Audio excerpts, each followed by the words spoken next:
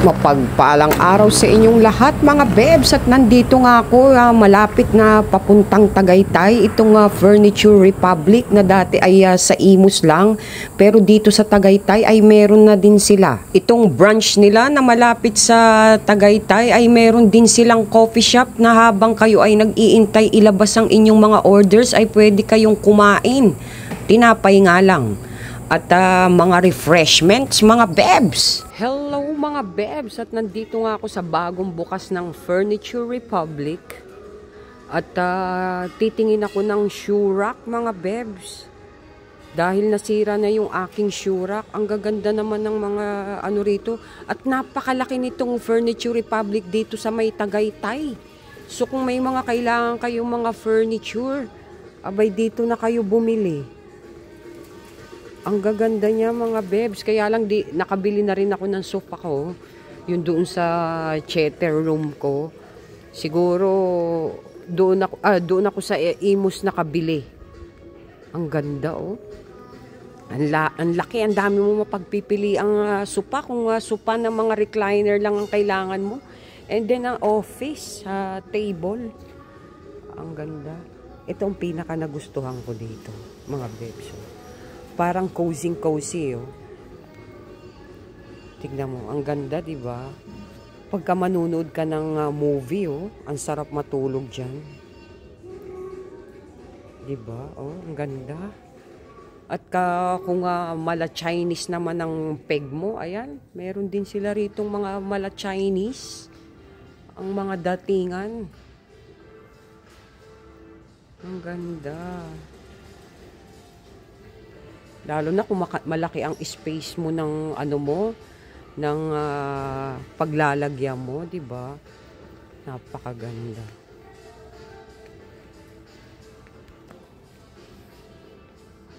Ang ganda. Na ano naman yung mata ko, pero wala naman akong bibilin kundi yung shoe rack lang. Oh.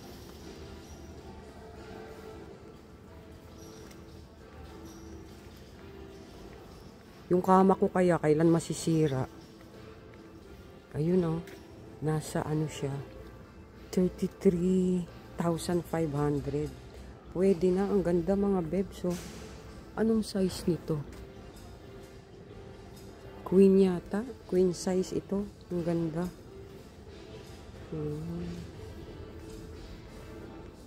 At kung kailangan nyo rin ng mga lightings, andyan ang mga lightings, ang gaganda rin ng mga lightings, oh.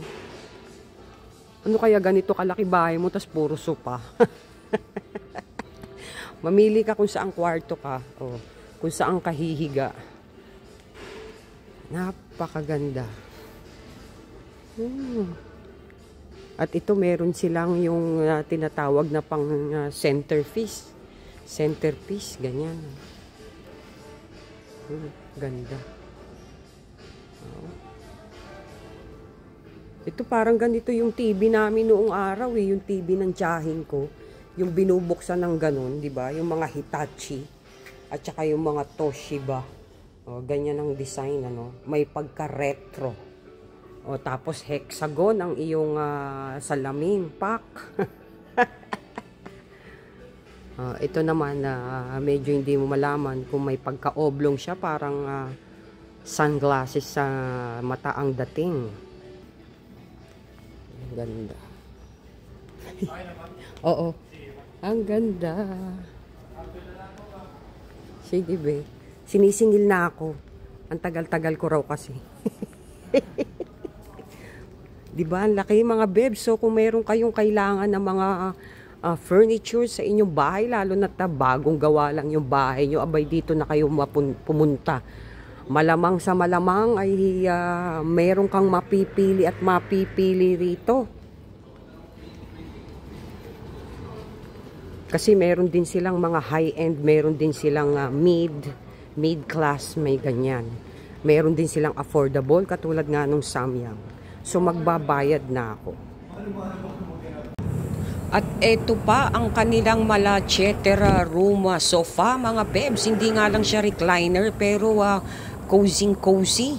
Lalo na kung malapad yung chatter room mo ay perfect ito mga bebs. At eto Tignan mo naman yung lamesa na yan, pang conference. So kung marami kayo sa pamilya, yang lamesang yan ang bilhin ninyo. Pang 20-seaters yata yan. Ang gandang magsalo-salo dyan pagkatapos mag-aaway-away kayo. So ito na yung nabili kong mga bebs na na shoe rack o shoe cabinet. So yun lang mga bebs, part 2 na lang yang na i-unbox ko yan at i-flex ko sa inyo. Good vibes, thank you for watching. Sumainyo ang kapayapaan at ang pagpapala ngayong gabi. Mwah!